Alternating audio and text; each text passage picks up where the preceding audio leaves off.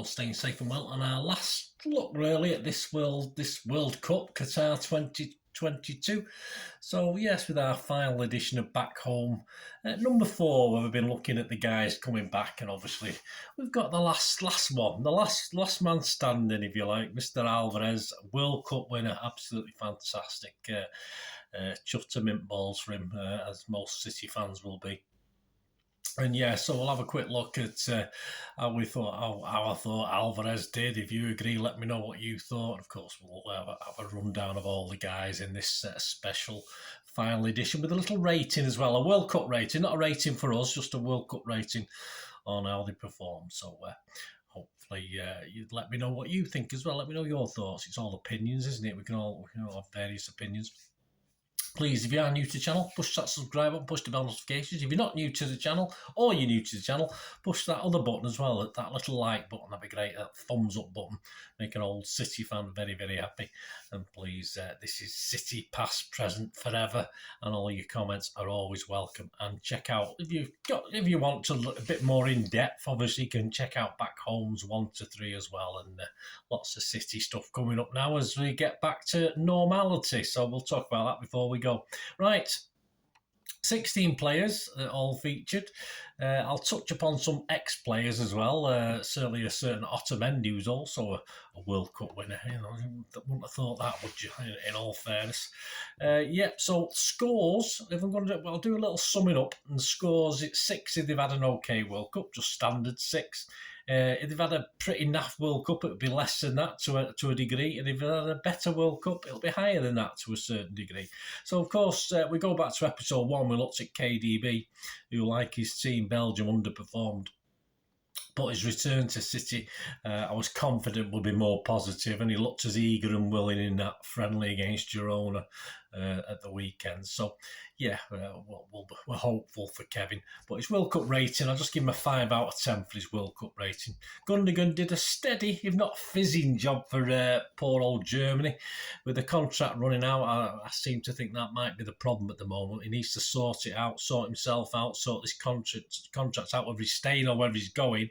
Either way, more positivity. We'll have to see. But his World Cup rating, we're all going to go 5 out of 10 for Gundo.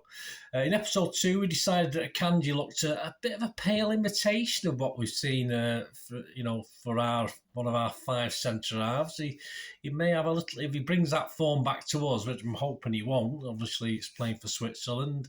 If he can retain his form that he's shown for City so far, fine. But he will need to rediscover that, because not great in the World Cup. I'll give him a 5.5 out of 10 Akanji anyway, so just under the standard. But yeah, a little bit weak. He's say with 5 centre halves, he needs to keep up what he was doing before he went to the World Cup. So hopefully it won't have any lasting effect.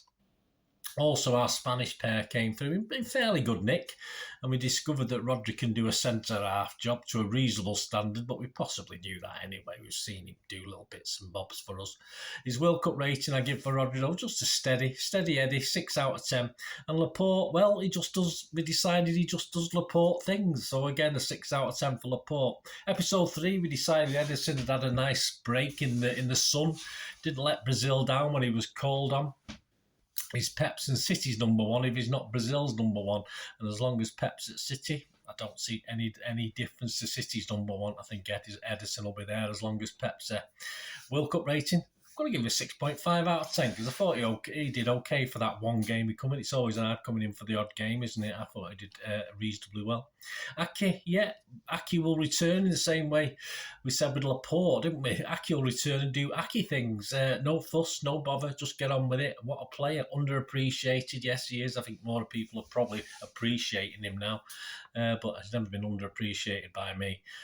World Cup score for Mr. Aki, 6.5 out of 10. Diaz won't be too unhappy. But he's got a battle on his hands, hasn't he? To sort of, from being, if you like, one of our first centre halves on the team sheet for our best team. He's got a bit of a battle on at the moment. So going forward, he should be fine. No big problems in the World Cup. Nothing fantastic either. But I'm giving him a 6 out of 10 for the World Cup anyway. Cancelo's a funny one, isn't he? He's got a lot to do. He's been inconsistent for City this season so far, and those inconsistencies were echoed international level in this World Cup. I mean, I'm only going to give him 5 out of 10. We're going to have to see a lot more either forward thinking or defensively. He's got to do one or the other. At the moment, he's not doing either very well, so we'll see when he comes back. Bernardo, another one. Yes, for me, underutilised by Portugal. They obviously concentrated on certain other players, and he was used as the ball carrier as he is for City. And obviously, we do have the January transfer window coming up. So whether that will affect anything, it's not normally done that for him. He usually gets on with his job. But we need to sort it out one way or the other. If he ends up going back over to Spain or whatever, to Barcelona or whoever wants him, we need it sorting out. Otherwise, we know he's going to do a good job for us. We do need him, but we need him concentrating. So I think once he's sorted and he's staying, he sort of knows what he's doing, I think Pep will utilise him a bit better than perhaps he's using him at the moment. As I said, I want to see a little bit more of the creativity side of Bernardo, not just the carrying the ball from defence to attack and keeping the ball, etc.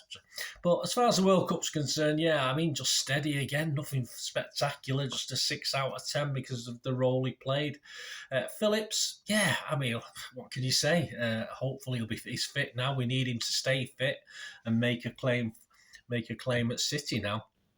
I can't give him a mark for the World Cup because we only saw him very briefly in one or two cameos. So, yeah, but hopefully he'll be fit, and we need a run, don't we? He needs a run. He needs to play games. He needs to get a chance, and we'll see how he goes. Walker, hopefully he's key now. He seemed to be okay in that French game, of course.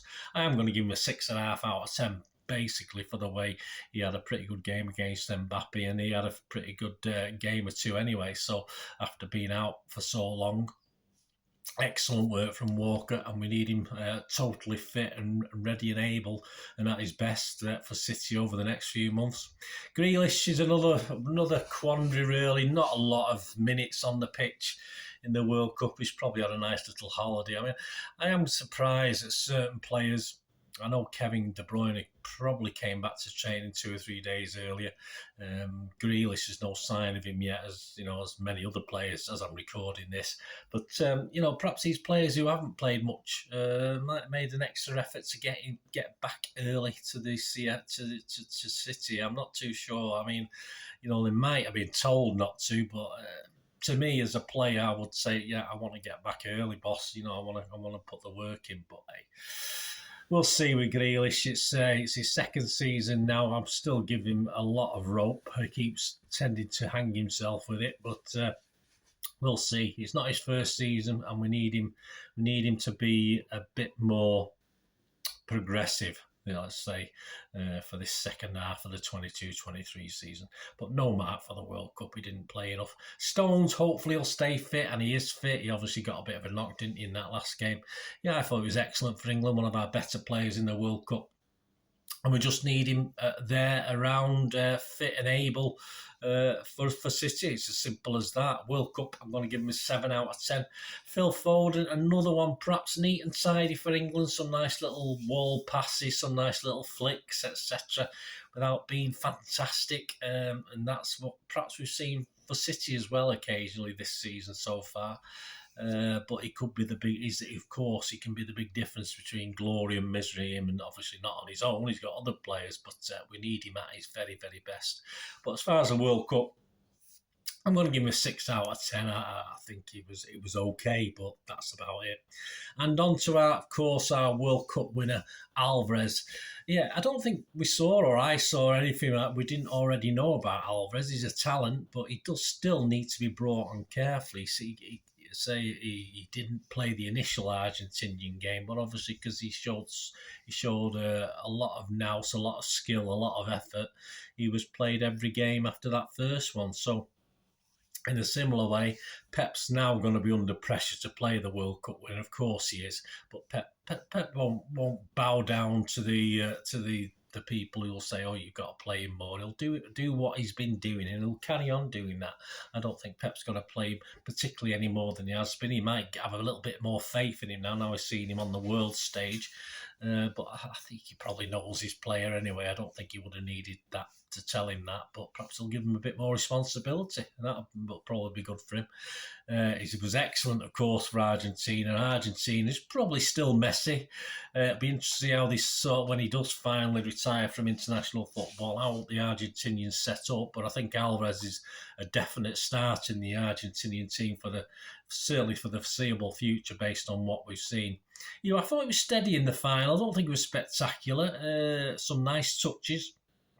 And of course, he never stopped. He obviously didn't claim any real glory in the final, no goals, etc. But a nice pre-assist, was it? Yeah, I think a pre-assist.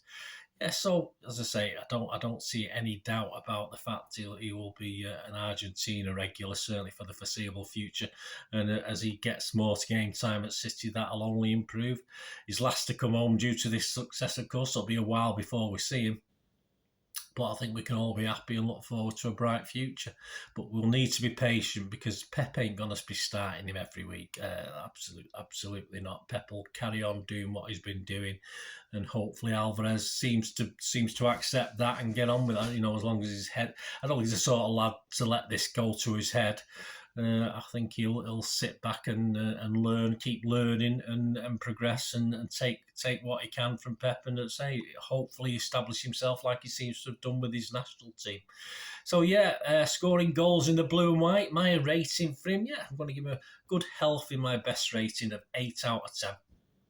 Before we go, any ex-players we miss? Well, Leroy Sané, probably no, I don't miss him. Gabby Jesus, yes, but we have moved up a notch, so probably know them. Torres, no. Danilo, no. And of course, the other guy I want to speak about, good old Otamendi, the other World Cup winner. Yeah, I mean, can we have 6 centre-backs? Can we bring him back? No, I'm only kidding. He had an excellent, and we said it every single game. We know what Otters is like. He'll make one big error where he'll dive in and cause problems, and he did it in the World Cup final on the biggest stage in the world.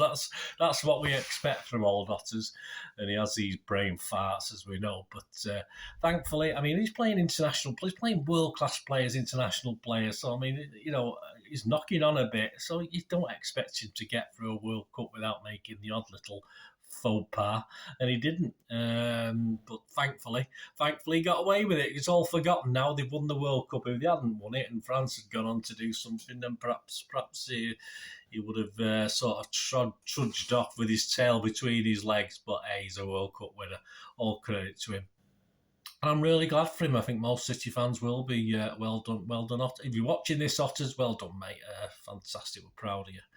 We'd love to see you back at the Etihad someday in one form or the other. And there you go. Hope you enjoyed this little series of Back Home and my ratings. Let me know your ratings. It'd be great to hear from you. And of course, as you're watching this, there will be. We've got the Liverpool game coming up. I've just done a match talking points player ratings show on the Girona game, the 2-0 win, so check that out if you've not already done so. And of course this week we'll have the odds show for the Liverpool Carabao Cup game and the preview show, and obviously at weekend we'll have the results and find out what's going on. So when we talk City, and we're going to talk City from now hopefully till the middle of June. I think the old Champions League finals are middle of June, so fingers crossed, we'll be here for a while yet, talking our beloved Manchester City. Let us know your thoughts, guys, about the World Cup anyway, and we'll put that to one side for 4 years, well, 3.5 years, and see. We'll go from there. Thanks for watching. Please, until we meet again, I only ask one thing, don't I? Please stay safe, everyone. Stay safe, Blues, and come on, City. Bye for now.